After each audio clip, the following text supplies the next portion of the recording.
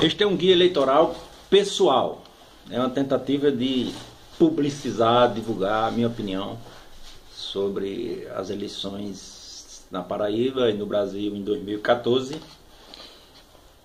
em nível das diversas esferas das candidaturas: governo do Estado, deputado estadual, federal, senador e presidente da República. Vamos começar pelo governo do Estado. Essa é uma eleição atípica, porque ela opõe duas candidaturas, duas lideranças que diretamente nunca perderam uma eleição. Tanto Cássio quanto Ricardo, todas as vezes que eles disputaram uma eleição, eles ganharam. Portanto, nenhum nem outro nunca perdeu uma eleição. Essa será o tira-teima. No começo do ano, algumas pesquisas, ao meu ver, apressadamente, ou talvez refletindo a conjuntura daquele momento, indicaram Cássio Cunha Lima com índices estratosféricos aí por volta de 48, 49% das intenções de voto. Eu sempre achei essas pesquisas apressadas e um tanto quanto rasteiras, algumas delas mal feitas, e preferi, modestamente, esperar mais, porque entendia que Ricardo tinha alguns índices de avaliação do seu governo na faixa de 30%, 35%, e quem tem esse nível de avaliação não está fora da disputa. Portanto, tinha muita alga para rolar debaixo dessa ponte, como de fato está acontecendo agora, né? O Ibope Inteligência, que é o setor do Ibope que analisa essas pesquisas, essa semana liberou os dados publicados pela TV Paraíba, que dá uma diferença de apenas 5 pontos percentuais entre Cássio Cunha Lima e Ricardo.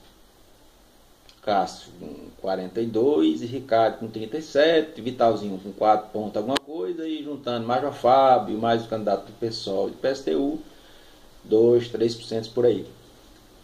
Portanto, a partir desses números, a leitura que a gente pode indicar é que muito provavelmente teremos segundo turno, e um segundo turno acirrado, e onde os debates serão mais claros, porque os candidatos terão tempos iguais, com 2 candidatos.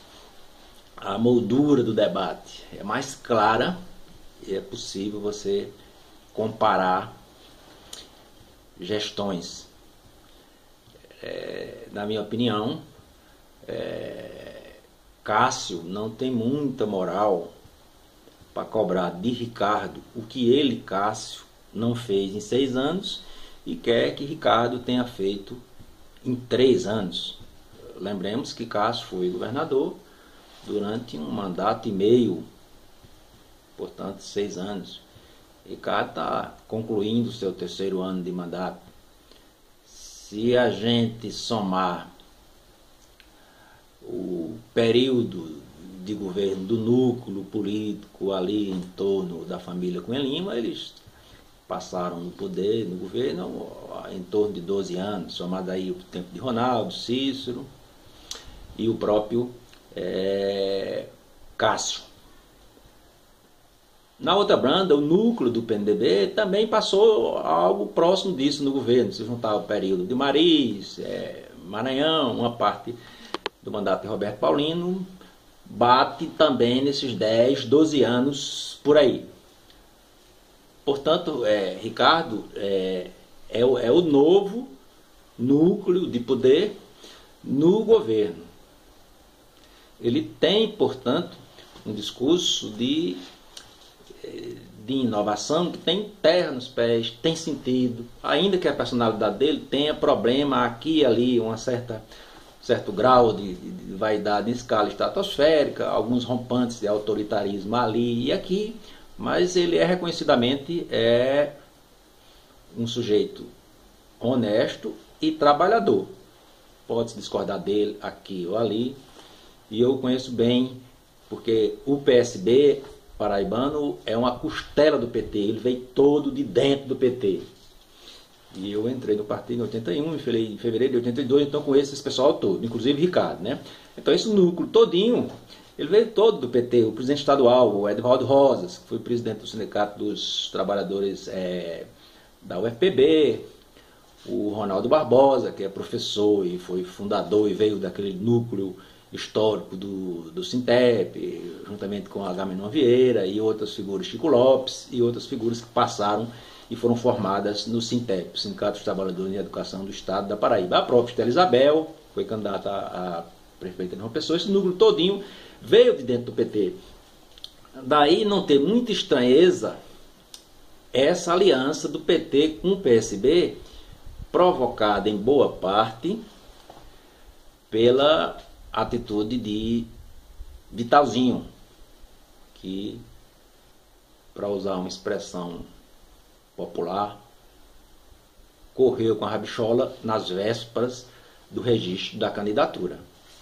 Em função disso, o PT dialogou com o Ricardo e foi para a aliança com o Ricardo, indicando Lucélio Cartacho, senador, e fazendo essa aliança que muita gente achou estranho, que particularmente não acha, tendo em virtude essa proximidade de Ricardo com o PT, a origem dele e tudo mais. Tem problema por conta da disputa nacional? Tem, mas o eleitorado ele consegue distinguir essas escalas de diferença e de importância.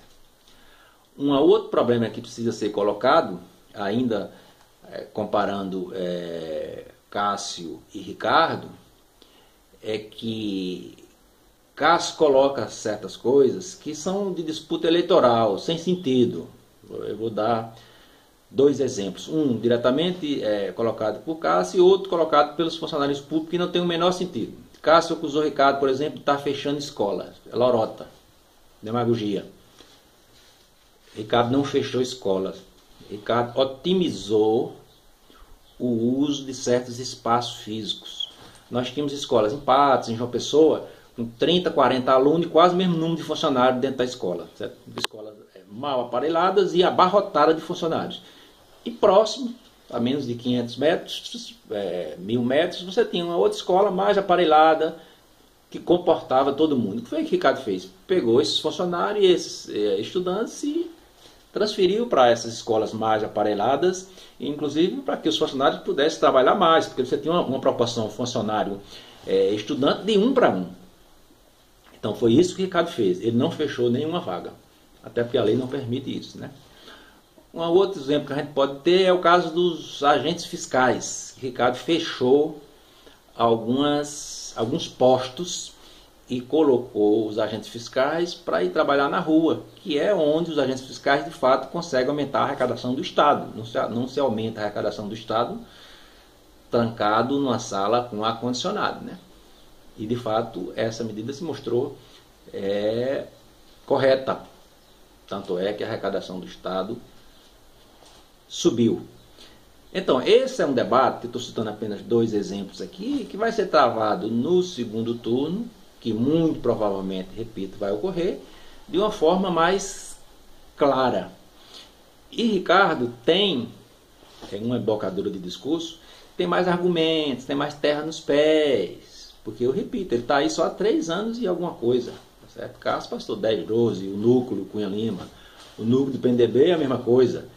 Então, com todos os problemas que o Ricardo possa ter, ele tem mostrado trabalho, tanto é que as pesquisas qualitativas indicam que a população e o eleitorado reconhecem nele um sujeito trabalhador, um sujeito obstinado, e ele tem muitos argumentos para desconstruir lorotas, bravatas, demagogia de Cássio com relação ao seu governo. O governo pode ter problema? Tem. Não há governo que não os tenha. Certo?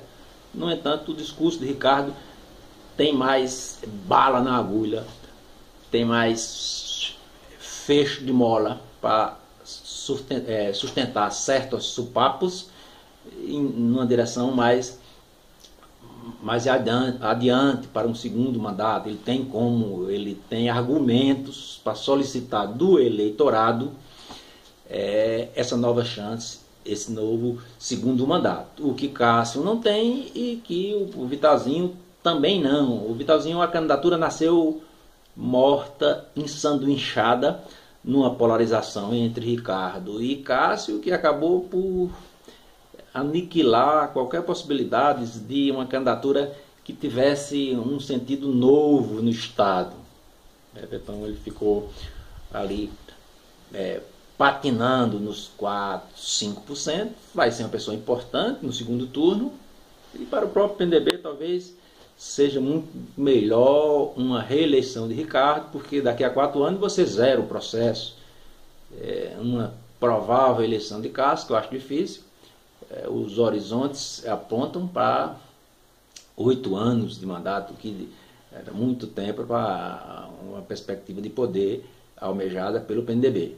Então, o cenário hoje é esse, certo? Os dados do Ibope dessa semana indicam esse crescimento de Ricardo, uma queda de Cássio. Provavelmente vamos chegar na eleição com um empate técnico e os 4% de Vitalzinho, os 3% do Major Fábio, mais o candidato do PSTU e PSOL vão assegurar um segundo turno. No segundo turno a gente vai ter um debate mais claro e aí o eleitorado terá como se posicionar de uma forma mais tranquila e, espero, politizada.